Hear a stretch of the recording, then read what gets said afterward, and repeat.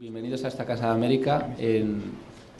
Aquellos de vosotros que hayáis corrido maratones, sabéis que es muy largo el camino, que cuando uno llega a los 30 kilómetros ya está cansado y dice, ya he corrido mucho, todavía quedan 10 más, llega uno a los 40 y dice, uy, ya he llegado, pero no, quedan 2 kilómetros más.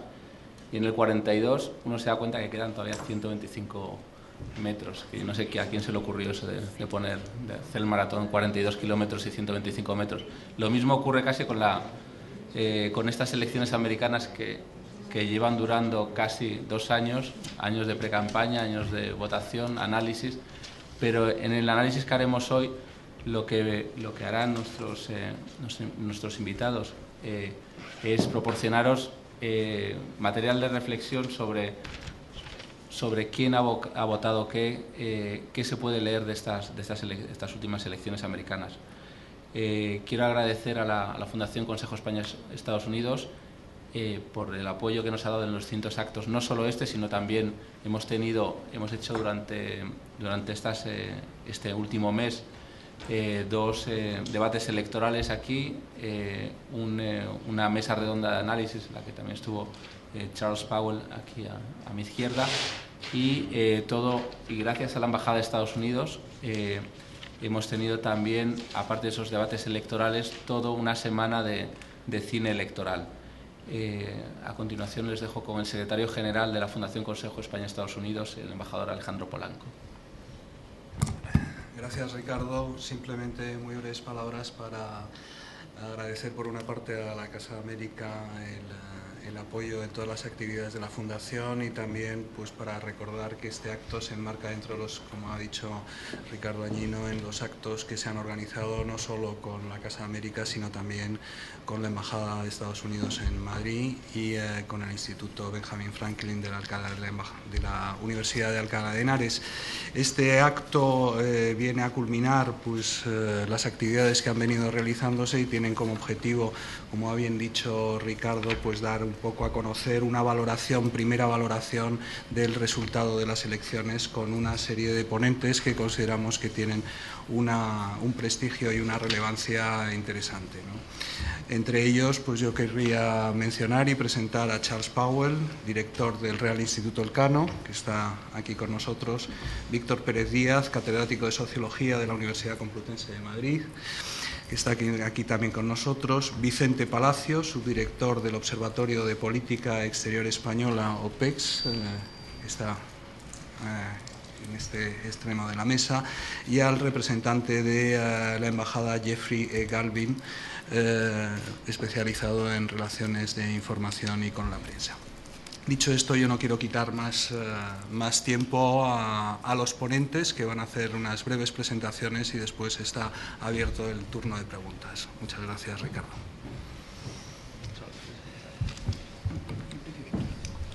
Víctor, ¿quieres empezar?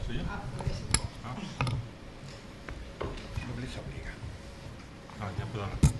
Bueno, simplemente como tenemos 5 minutos, muy brevemente les doy y supongo que esto es una discusión más que de datos específicos, de reflexión un poco de carácter general, 3 puntos.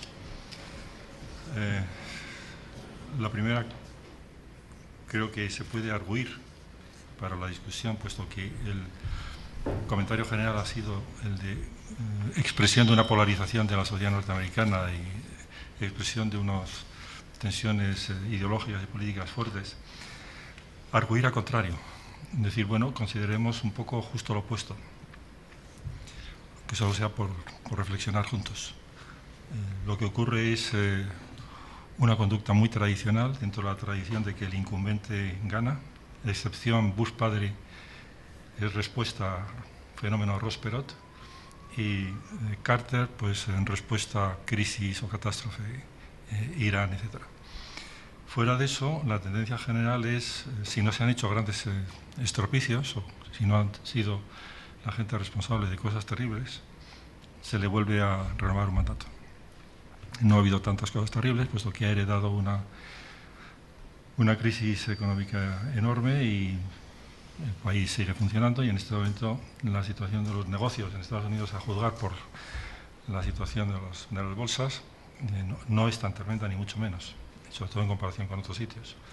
por una política exterior relativamente prudente, con detalles a discutir. No hay tampoco gran oposición entre los dos candidatos en lo que se refiere a política exterior, como quedó claro en el último debate. Hay un giro relativamente importante en lo que se refiere a health policy, pero habrá que ver cómo eso se va desarrollando. El propio Romney fue el gobernador de Massachusetts que montó una reforma relativamente parecida a escala más local. Se discuten los costes ninguno de ellos lo va a resolver, porque hay unos lobbies de todo tipo que van a presionar brutalmente en la dirección de aumento de costes. Y podemos seguir. El tema mismo de inmigración, pues también hay una so-called o supuesta decepción de los demócratas o de la parte de la población más afectada con el tema de la posición de Obama, que ha sido en el fondo tibia, lo cual implica que es receptivo a lo que es la opinión dominante. De manera que tradición y puntos suspensivos, moderación. Sí, hay unas issues culturales importantes. Bueno, eso forma parte de un debate público muy complejo, en el cual hay muchas instituciones y muchos agentes envueltos, y hay una tradición de debate dramático. Pero es improbable que, comillas, llegue la sangre al río. Y además, desde el punto de vista de lo que es integración de país, pues ni uno ni otro, porque cada uno de ellos tiene ciertos componentes partidistas propios, pero el solo hecho de una persona afroamericana en posiciones de estar en el centro en el poder implica realización del sueño americano, que es el sueño de todos, y por lo tanto también mensajes de somos un país, somos un pueblo, etc. Primer punto, por tanto, tradición y moderación. Segundo punto, el gap entre lo que es los pundits y el milieu político, ideológico y mediático, que tiene el sesgo de dramatizar las cosas, en parte porque ellos mismos viven de eso, y su experiencia misma es una experiencia de conflicto permanente. Y entonces pues empujan las cosas a una lectura de otro tipo. Pero quizá el público no. Si se quiere dramatizar, naturalmente un 50-50 será siempre polarización. Bueno, se puede llamarla así, pero es un abuso de los términos. De manera que el segundo punto es la posibilidad de un gap ahí entre lo que el medio, el establishment, dice, de establishment mediático, dice y lo que hace. Y luego, tercero, respecto al futuro, pues yo creo que aquí hay unos mensajes de, vamos a ver la discusión de los detalles entre un congreso, que es básicamente una variante de lo que ya había, y la presidencia, si los dos han sido chastened, los dos han sido un poco, aprenden de la experiencia en términos de la situación es tan complicada que requiere, comillas, compromisos y prudencia de unos y de otros, hacia algo parecido a posiciones de centro, o hay el peligro de soberbia y el ataque de ahora puedo yo con unas cosas que en realidad no puede la presidencia o el Ejecutivo, a la vista de una segunda victoria que es menor que la anterior, le envía un mensaje de restraint. Si lo escucha o no lo escucha, se supone que sí, porque son gentes inteligentes, pragmáticas y adaptativas. En fin. Muchas gracias, Víctor. Si te parece, Charles. Hola, buenos días. Muchas gracias a Casa América por la invitación. Yo en esta primera intervención voy a hablar muy rápidamente también, como ha hecho Víctor Pérez Díaz, sobre los resultados, aunque realmente de lo que yo sé un poquito es de la dimensión de política exterior. Me ha interesado mucho la reflexión de Víctor en el sentido de que, digamos, desmitificando un poco esta idea de la América bifurcada, de la América partida en dos, polarizada, enfrentada, porque efectivamente existe esta otra lectura, ¿no? Un poquito más pacífica y quizás más constructiva. Yo creo que en lo que se refiere a la campaña, y no tiene ya mucho sentido dedicarle demasiado tiempo a la campaña, pero creo que básicamente se ha impuesto efectivamente el incumbente, la persona que ya ocupaba la Casa Blanca tiene enormes recursos, enormes resortes y lo extraño en el fondo es que no pueda repetir, que no pueda ganar un segundo mandato. Pero además yo creo que habría que añadir que el factor clave han sido las dificultades de Mitt Romney. Me estoy refiriendo fundamentalmente a las divisiones que existen en el Partido Republicano, al hecho de que durante la convención y toda la lucha por ser nominado candidato republicano, Romney tuvo que acentuar, digamos, sus credenciales más conservadoras, y esto probablemente produjo un cierto rechazo que ha sido luego difícil recuperar o contrarrestar. Durante la campaña intentó moderar su discurso, ocupar el espacio más centrado del espectro americano, porque ya el Tea Party y otros elementos más radicales poco podían hacer por evitarlo, aunque sí hizo una gran concesión, que fue el nombramiento de Paul Ryan como candidato a la vicepresidencia. Yo he argumentado en varias ocasiones que hubiera sido probablemente más inteligente nominar, pues, por ejemplo, a Condoleezza Rice, que por cierto hizo el mejor discurso en la convención republicana. El discurso que por cierto me chocó porque utilizaba constantemente la expresión "my fellow Americans", que es una expresión que normalmente solo se atreven a utilizar los propios presidentes, lo cual quizás era una señal, ¿no?, de que realmente tenía aspiraciones que iban más allá. Pero en fin, por lo tanto, yo creo que Obama ha logrado básicamente marcar los mensajes, los contenidos de la campaña, y Romney en ese sentido ha tenido que estar a la defensiva y su campaña ha sido básicamente reactiva. Una nota sobre la política exterior en la campaña, que prácticamente ha brillado por su ausencia. Como ha dicho Víctor Pérez Díaz, efectivamente no había grandes diferencias. En parte, claro, porque el candidato de la oposición, Romney en este caso, tenía muy difícil hacer propuestas novedosas, dada su falta de experiencia y su desconocimiento también relativo, ¿no?, de los grandes temas, y lógicamente el presidente ha llevado ahí la iniciativa. A pesar de eso, yo creo que a Romney se le ha demonizado injustamente. Yo creo que en el fondo él es un internacionalista pragmático y que de haber ganado las elecciones, pues probablemente habría sido bastante continuista, y podemos volver más adelante a esa cuestión. Segunda idea que quiero plantear es el tópico también mediático, el fin de la America WASP. Es verdad que hay elementos curiosos, ¿no?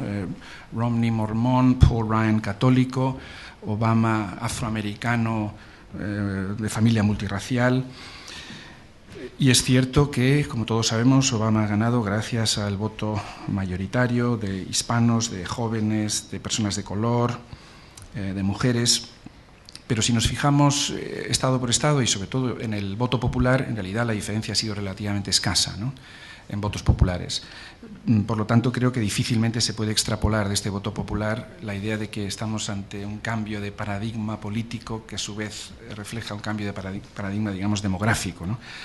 Lo que sí ha habido quizás es una mayor segmentación de mensajes. Esto no es novedoso, claro, siempre se ha hecho en Estados Unidos, pero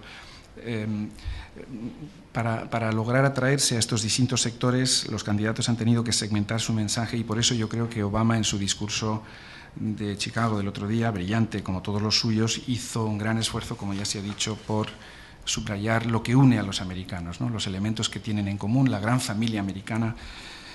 Por lo tanto, para superar un poco esos mensajes segmentados y también, digamos, para reconciliar a elementos o sectores que hubieran podido sentirse agraviados durante la campaña, que ha sido bastante sucia, por cierto, por lo menos a nivel local, en algunos estados, algunos de los anuncios que yo he visto me han llamado la atención. Tampoco esto es totalmente novedoso, pero ha sido llamativo. Tercera cuestión, el futuro inmediato. Yo creo que el futuro inmediato está marcado por el gridlock, es decir, por el choque de trenes entre el presidente, el ejecutivo y un legislativo un tanto reacio a seguir sus políticas, aunque el Senado, como saben, está en manos demócratas. A pesar de eso, yo soy relativamente optimista, también por motivos que ya se han comentado, pero fundamentalmente por uno, y es que los demócratas, los republicanos ahora mismo tienen menos incentivos para querer obstaculizar a Obama. Es decir, Obama ya ha ganado su segundo mandato, no se puede presentar a un tercero, no tiene sentido evitar los grandes consensos en los temas fundamentales, y aquí el tema fundamental a corto plazo, como saben, es el llamado fiscal cliff, el precipicio fiscal, una serie de medidas que darían lugar a aumentos de impuestos, disminución de gasto social y posible segunda recesión, ¿no?, si no se hace algo al respecto en las próximas semanas. Yo creo que ahora existen grandes incentivos para que los republicanos alcancen grandes acuerdos con la Casa Blanca, sin temor a que ello debilite sus propias oportunidades de cara al futuro. Y última cuestión, el Partido Republicano ha salido bastante mal parado, es decir, no creo que Romney pueda seguir considerándose un candidato viable. Por lo tanto, se abre de nuevo el debate en torno a las distintas facciones, el peso relativo del Tea Party. Está la cuestión de las minorías. Tendrán que aprender a manejar mejor su relación con las minorías y quizás buscando incluso candidatos que sean más atractivos en ese sector. Yo lo dejo ahí por ahora. Gracias. Muchas gracias, Charles. Y siguiendo las intervenciones, Vicente.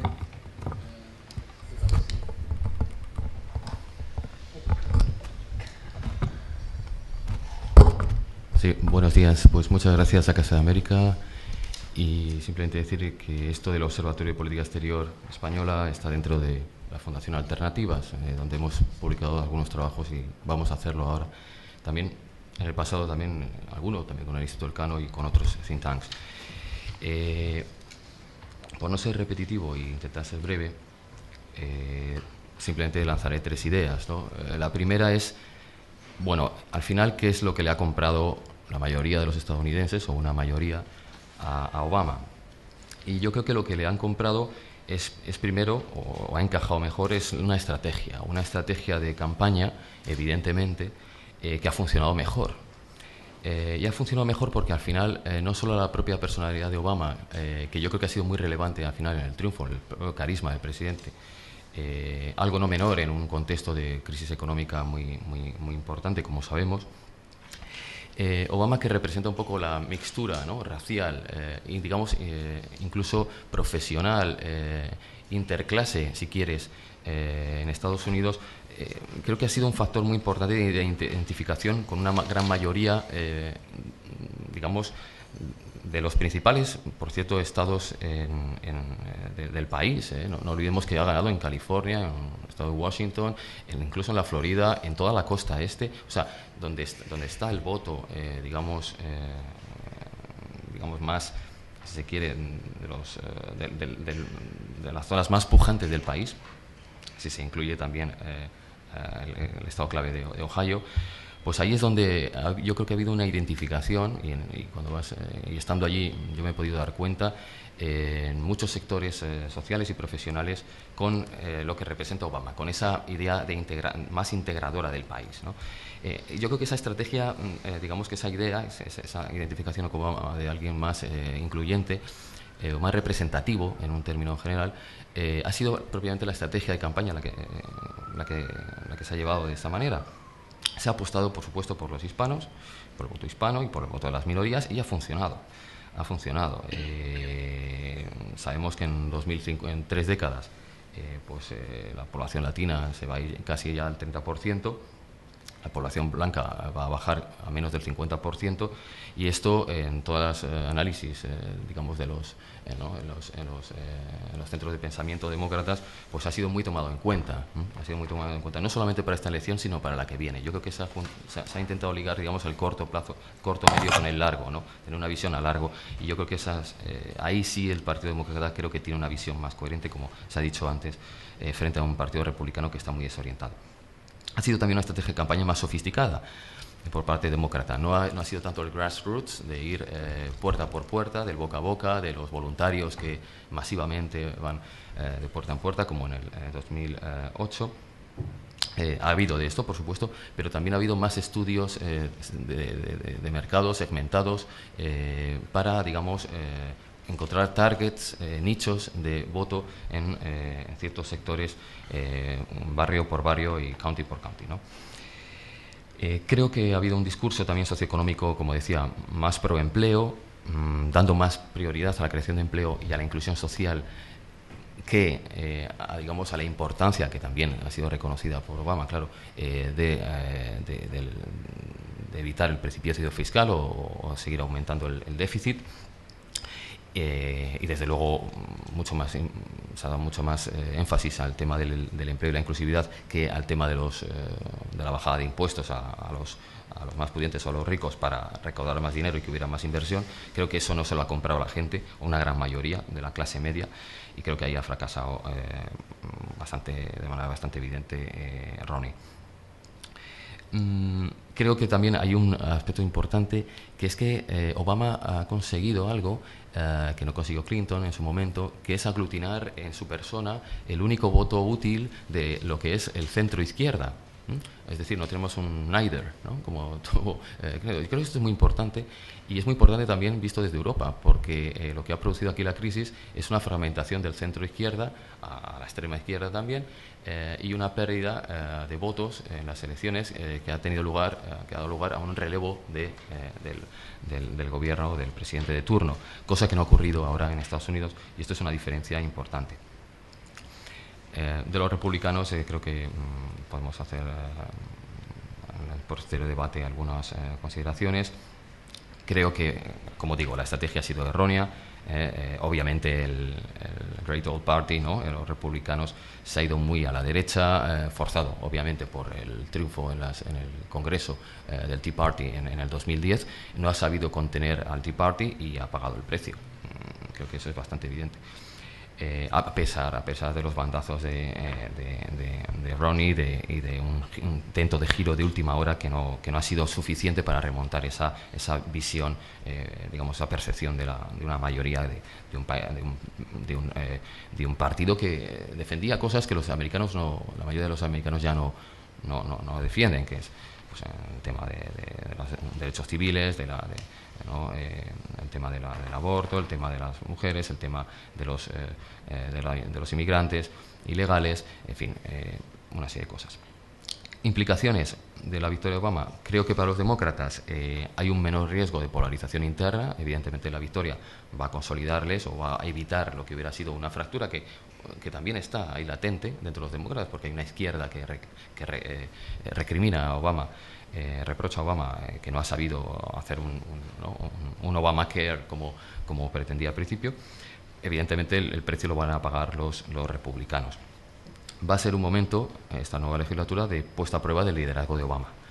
Vamos a ver si es capaz de tener liderazgo, como han tenido otros dirigentes históricos norteamericanos, así, ¿no? Roosevelt, Kennedy, todos, ¿no?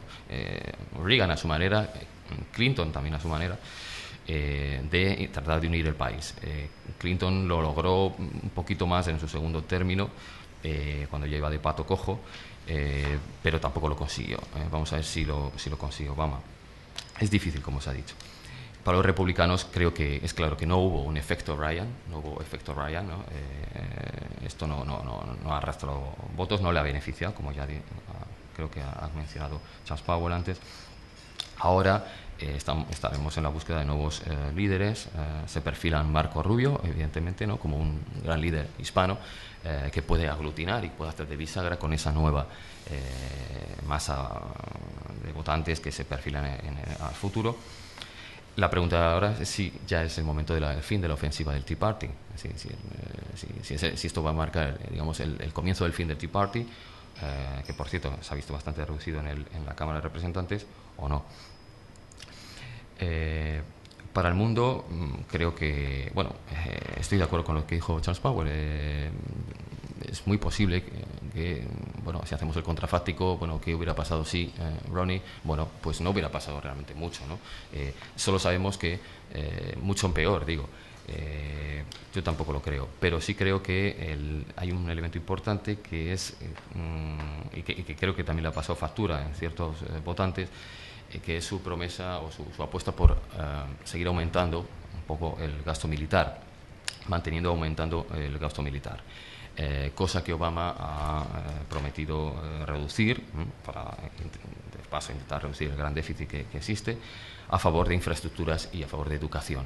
De nuevo, el discurso, digamos, de reducción de gasto militar por infraestructuras y por educación, ese trade-off, yo creo que ahí lo ha ganado Obama. Y para Europa, finalmente, es una segunda oportunidad. parece mentira que hemos estado 4 años con Obama y una crisis muy importante, sobre todo en su último tramo, y líderes europeos como Hollande, ahora tenemos Rajoy, tenemos líderes europeos mandatarios europeos en la periferia de Europa, pasándolo muy mal, con una crisis de deuda tremenda. Y ahí sabemos que podemos conectar y encontrar en Obama un apoyo para unas políticas más pro estímulo, ¿no?, de la economía, y no tanto, por decirlo un poco groseramente, ¿no?, pues las políticas de austeridad impuestas por Merkel ahora mismo en Europa. Hasta ahora Obama ha sido muy cauto por una serie de motivos internos y porque no tenía capacidad ni ganas ni ambición de torcer demasiado el brazo a Alemania, pero vamos a ver qué pasa a partir de ahora. Muchas gracias. Muchas gracias, Vicente. Y ya como último ponente, el representante de la Embajada Americana, Jeffrey Galvin. Gracias, Jeffrey. Bueno, también quiero dar gracias a la Casa América para darnos esta oportunidad y también por la buena coordinación y cooperación que hemos tenido durante toda la campaña política para hablar sobre el sistema electoral en Estados Unidos. Lo que más quiero reseñar es que, bueno, nuestro sistema otra vez funcionó. O sea, funcionó como estaba ideado y como debía de haber funcionado. Y tenemos un resultado electoral, tenemos un presidente, el candidato perdedor, el gobernador Romney, ya ha dado su discurso aceptando su derrota. El presidente ha dado su discurso aceptando la presidencia otra vez y reconociendo los esfuerzos de sus contrincantes durante la campaña. Y así es como debe de funcionar. Restauró un poco de drama la victoria de Obama, dado que ya la transición al nuevo presidente pues no tendría las complicaciones que tiene cuando cambio de candidato y de partido. Pero sigue siendo un hecho de que el gobierno federal, pues el presidente tiene el nombramiento de unos 7,000 plazos. Entre estos 7,000 plazos son 1,200 que necesitan el asentimiento de nuestro Senado. Vamos a ver algunos cambios en la nueva administración. Ya nuestra secretaria del Estado, por ejemplo, Hillary Clinton, ha dicho que no va a seguir en la próxima administración. A lo mejor puede estar unos meses más, que no hay urgencia de que la reemplaza, pero ella ha hecho pues, muy claro su intención de dimitir. Hay otros puestos seguramente dentro de la administración, dentro del gabinete del presidente, que también tendría que ser reemplazado, o sea, que tendrán que buscar nuevos inquilinos para estas oficinas.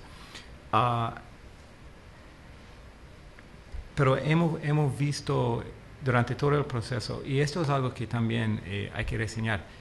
Hay mucha gente que habla sobre una división en Estados Unidos, de una polarización dentro de la población.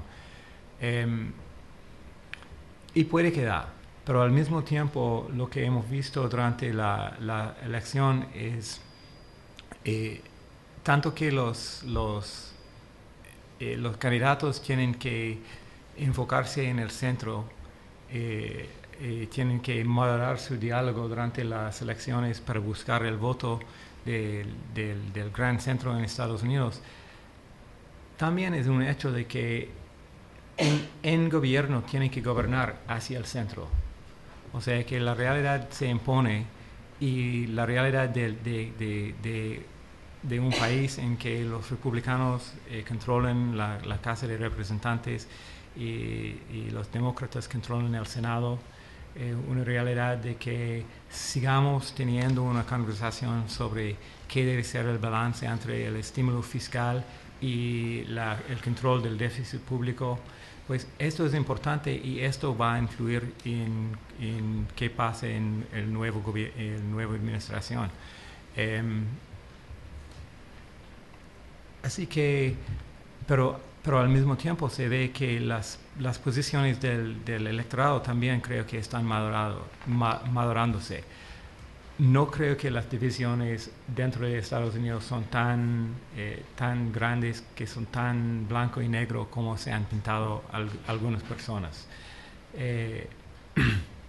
Y entonces sí tenemos una posibilidad. Retos hay. Por ejemplo, el fiscal cliff, lo cual había hablado el señor Powell.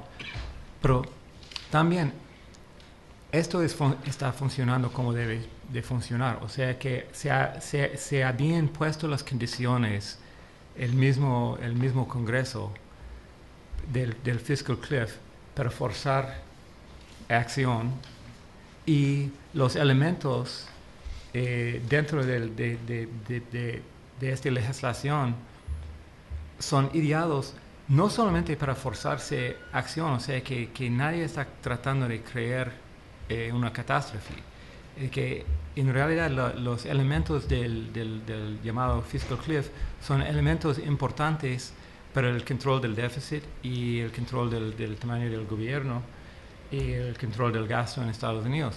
Entonces, aun si llegamos a esto, los grandes compromisos, vamos a ver los elementos del fiscal cliff no van a desaparecer. O sea, van a ser los elementos del compromiso final. En términos del política exterior, últimamente he visto un periódico internacional, un comentarista hablando sobre el policy cliff. O sea, tratando de decir que ha habido también una falta de seguimiento de la política internacional durante la campaña, que no lo veo. En realidad, esto es un hecho de que en términos de la política exterior, Estados Unidos es bastante bipartidista. Y lo que hemos visto es que durante todas las elecciones, con pocas excepciones,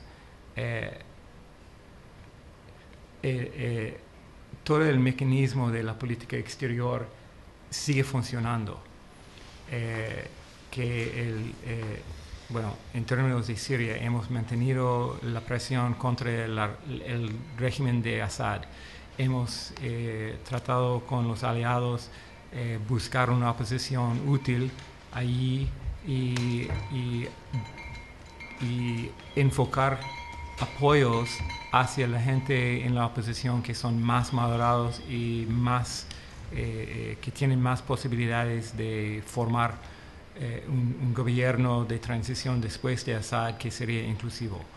En términos de Irán, hemos podido construir una coalición para imponer sanciones contra Irán que realmente han tenido efecto y están golpeando a las partes de la economía iraní que más apoyan el gobierno y a la estructura militar de Irán. Y entonces la política exterior sí ha tenido efecto dentro de las posibilidades. En términos de Europa, bueno, hemos mantenido una conversación constante y fluida con la Unión Europea, bueno, en torno del crisis económico. Yo creo que el presidente Obama lo dijo muy bien en este show del Jay Leno, cuando dijo que no estamos tratando de imponer políticas específicas en Europa, sino estamos mostrando que en Estados Unidos un balance entre el estímulo y la responsabilidad fiscal ha sido la fórmula que nos ha dejado crecer un poco la economía, pues no tan rápido como nos gustaría, pero está teniendo efecto esta fórmula. Y estamos también hablando con todos los países del Unión Europea y de Europa para tratar de solventar el crisis fiscal, el crisis financiero. ¿Por qué? Porque Europa es nuestro primer socio, bueno, en negocios y en comercio. La mitad del comercio global está entre Estados Unidos y Europa. La mitad del PIB global se genera en Estados Unidos y Europa. Entonces Europa sigue siendo pues nuestro socio más importante y el fuente más importante de negocios para nosotros. Así que la salud fiscal, la salud económica de Europa es de interés para nosotros. Así que lo que vamos a ver es consistencia en términos de la política exterior, pero también yo creo que había bastante alarmismo frente a la posibilidad de un cambio de administración, porque no habría visto un gran cambio en la política exterior aun si hubiera ganado Romney.